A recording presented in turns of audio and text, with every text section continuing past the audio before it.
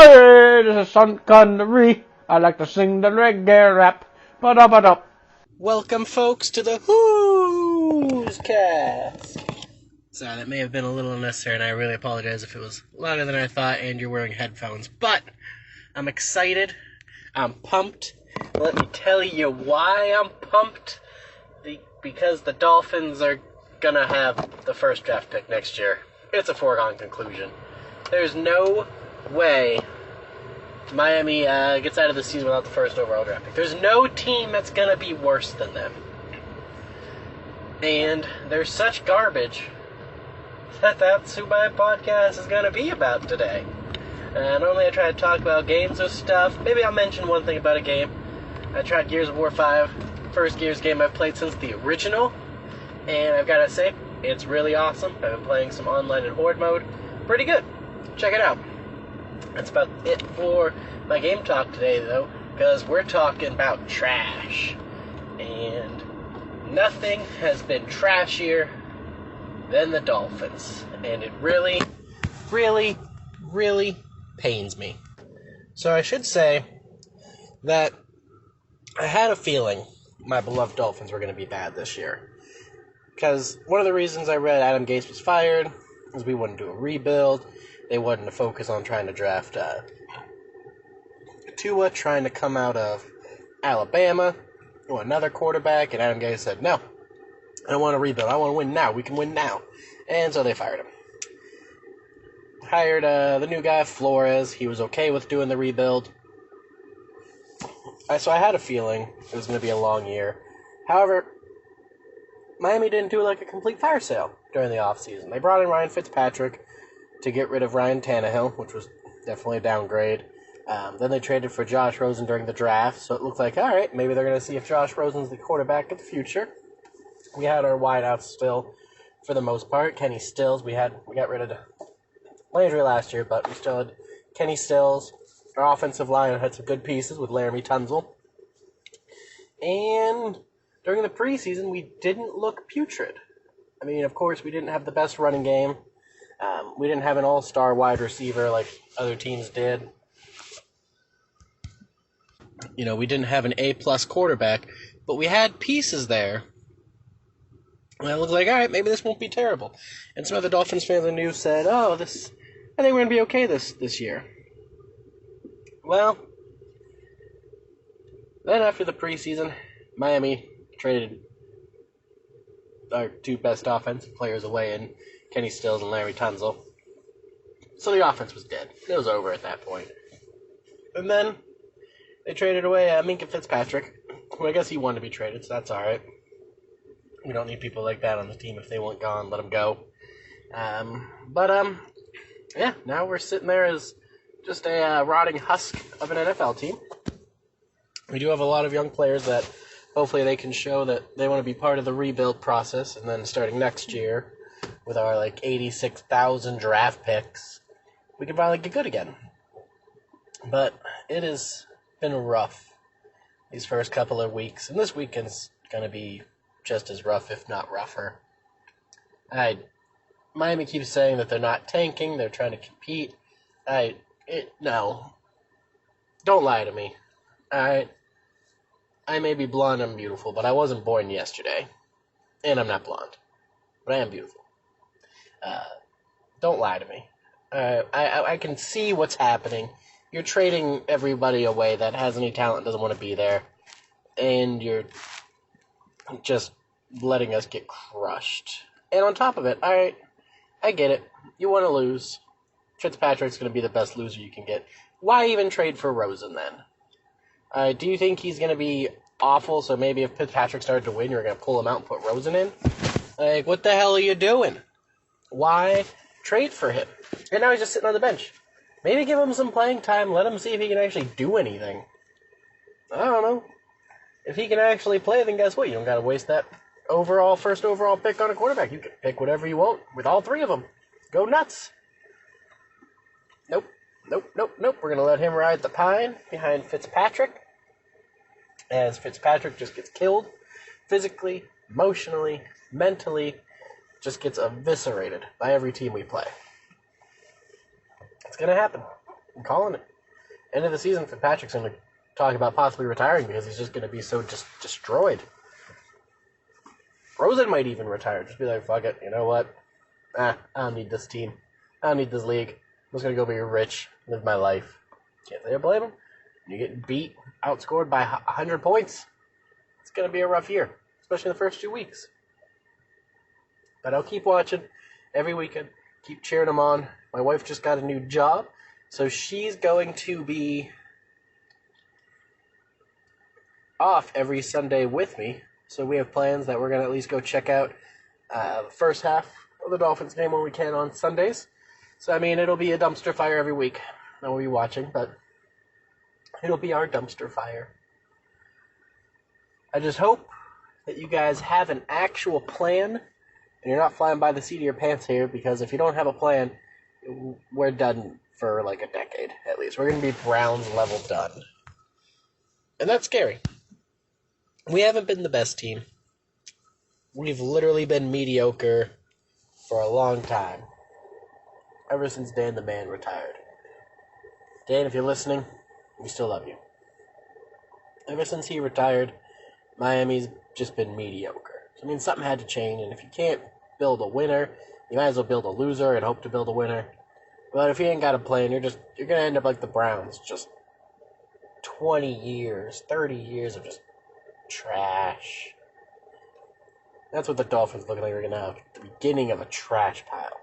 So hopefully, they can turn it around, and next year, we can compete, we can win, we can take the division, take the playoffs, take the conference, take the Super Bowl, and it'll all be worth it. And then I can make a lot of money by betting on them to go all the way. Probably not. I don't know if it'd turn around that quick. We would need a lot of help. We're going to need a lot of help. And 3 draft picks in the first round, that's definitely going to help, but I don't think it'll help as much as we freaking need. Now, if somehow Houston and Pittsburgh suck almost just as bad, and we get like 3 of the top 5 picks, now we're talking. We're getting some stars. We're getting some studs. We're rocking. But I don't think both those teams are going to suck as bad. It's going to be us. Bottom of the barrel. Sorry if I sound a little stuffed up or raspy. I think I'm getting sick.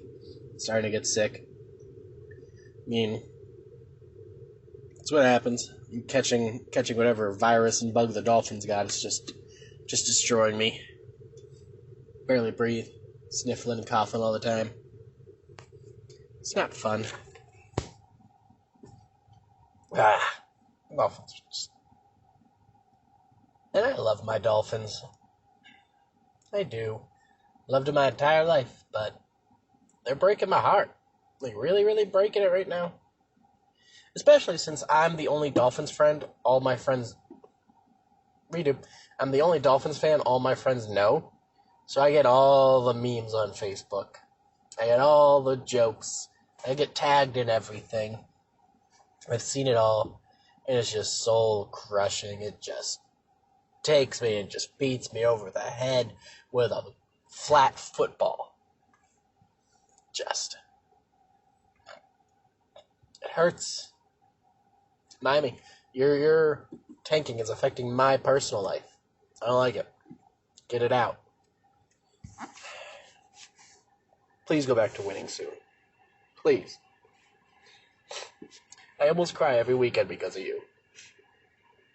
So if you could just get your shit together, run the league next year, it'll be worth it. But if not, if we suck again next year, alright, I'm coming after you guys. Alright, I'm coming to be the GM. Well, alright, redo. I'll get my wife to be the GM. That's what she went to school for. And then I'll be something else, whatever's there. And we'll fix the team ourselves. If you can't do it, we'll do it. So, that's what's up for next year. If you guys start sucking again, we're taking over. Hostile takeover style. Alright, I gotta stop myself on the Dolphins, or else I'll just talk for hours and hours and hours on this. And I don't have hours and hours and hours on this. I can't take up a week's time of the channel in one podcast here.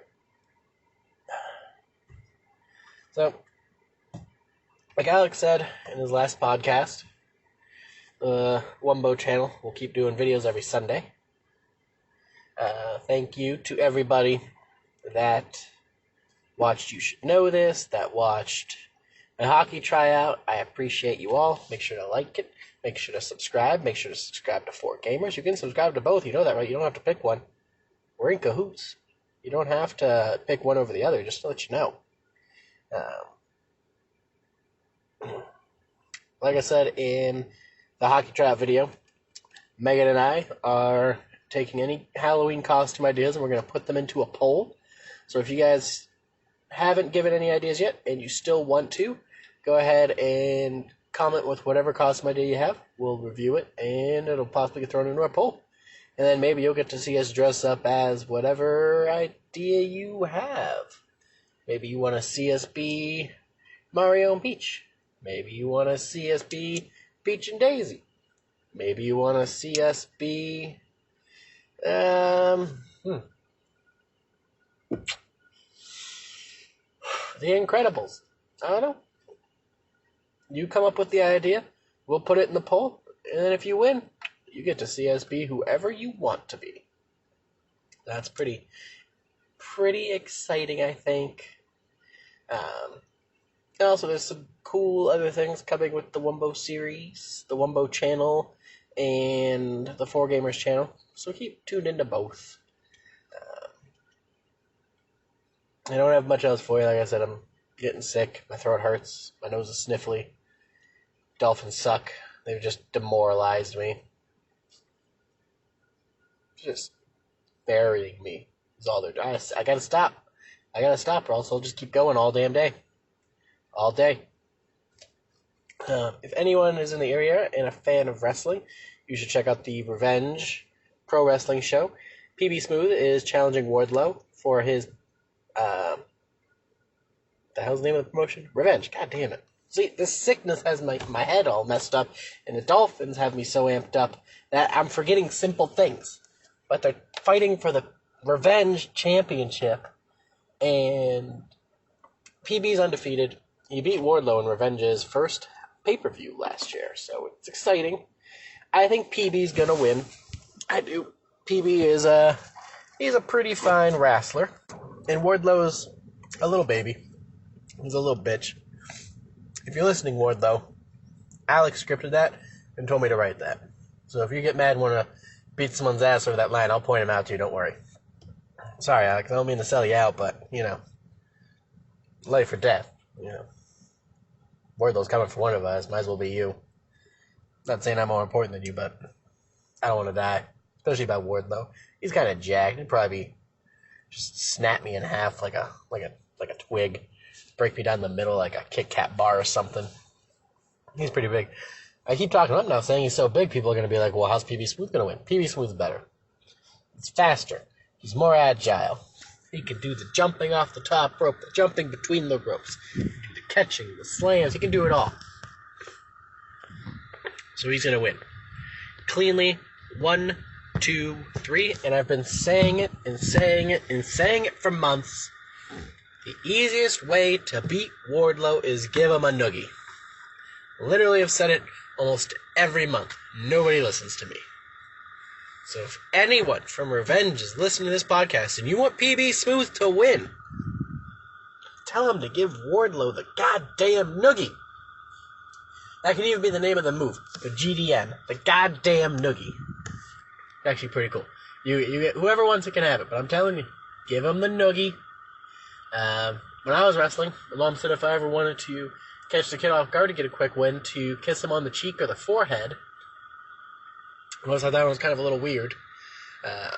My wrestling coach, Coach Markley, used to say, when you go to shake the kid's hand on the mat, just say, "I like fire trucks," and then immediately just shoot on him.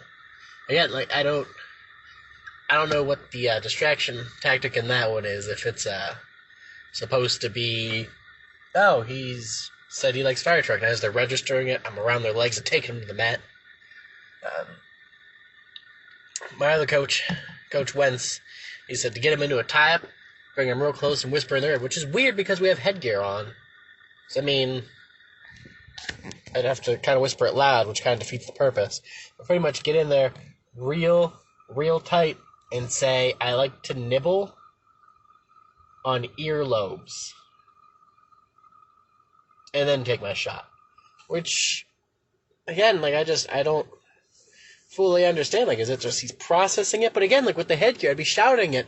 So instead of being like, I like to nibble on earlobes, I'd be, I like to nibble on earlobes!